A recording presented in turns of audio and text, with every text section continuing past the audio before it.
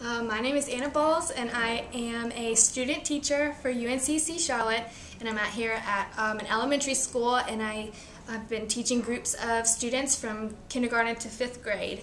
And for my 5th grade literature group, we read the book My Side of the Mountain, and for their final project, I decided to give them something creative because I have seen them answer like comprehension questions throughout the book and do vocabulary, a lot of written work, a lot of reading. But I wanted to see if there was a different way to show their knowledge. So I put together a collage project for them to do.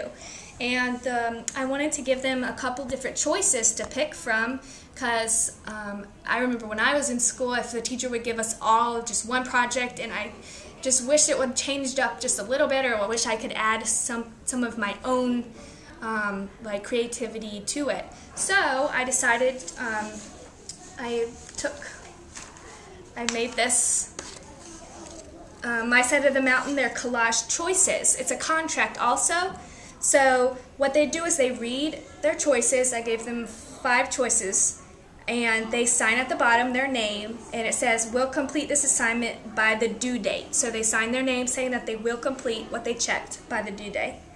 And like, I'll give you some examples.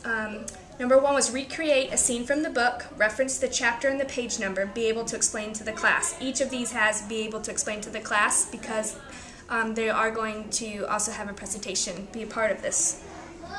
And the next, number 2 was make a collage that shows where Sam lives, what he eats, and what tools he uses. So all of the choices relate back to My Side of the Mountain so that they can show what they know about the book and apply their knowledge to something creative rather than, just writing out an essay, So then I came up with this is the rubric that we went over as a group. So I chose a couple categories: attention to theme, creativity, titles and text, quality of construction, and the time and effort.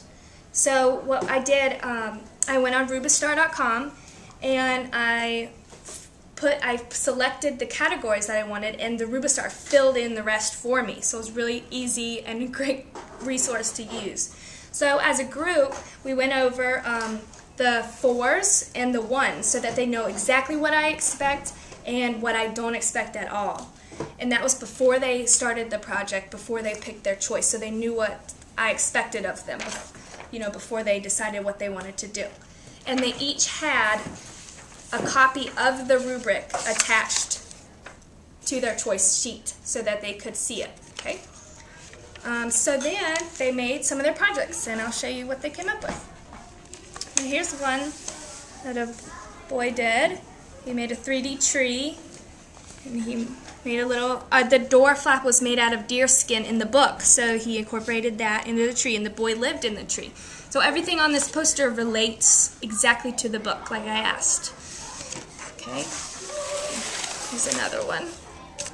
This tree came off.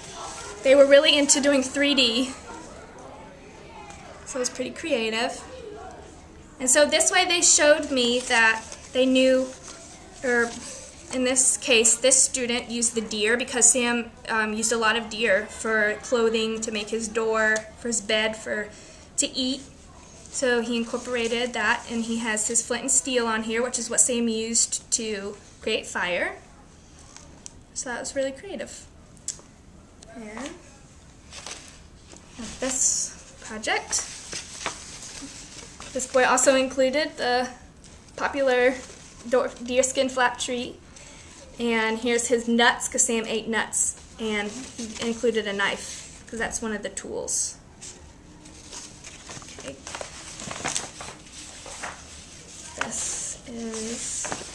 This is Sam in a marsh, and marsh was actually one of our vocabulary words, and so was cattail, and this student said our vocabulary words in the presentation and noted that they were the vocabulary words and that she was referencing, so that made me really proud that she referenced something we had already done. And marsh, she made the marsh, it's just great.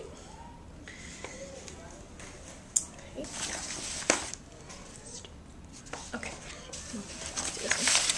And this student, this is one of the main reasons I chose to do a project like this, an ending project, that they could show creativity, because this student has very, very low reading skills. It's very difficult for him to read and to write answers in a logical sense. So I decided to do something creative because I know that this student is really artistic, and it shows because his collage is amazing.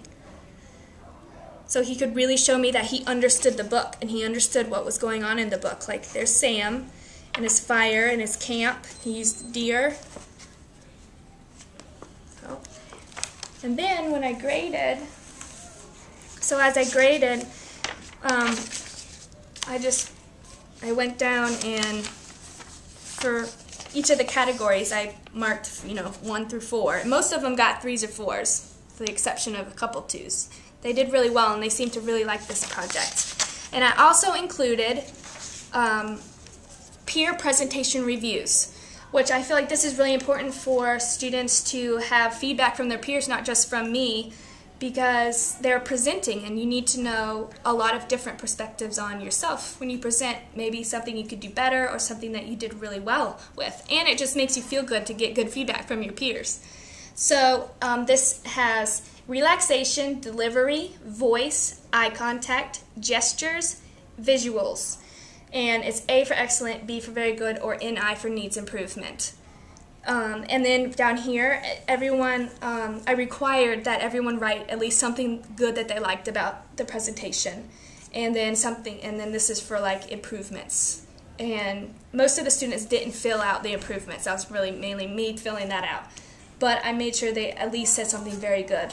And you could see from when I was reviewing these that some students who didn't get along with each other, that they just butt heads, actually graded each other well and perfectly, and just based on the presentation, not based on how they feel about each other, which I thought was really amazing of the kids, to put their personal feelings aside to grade them based on just the project.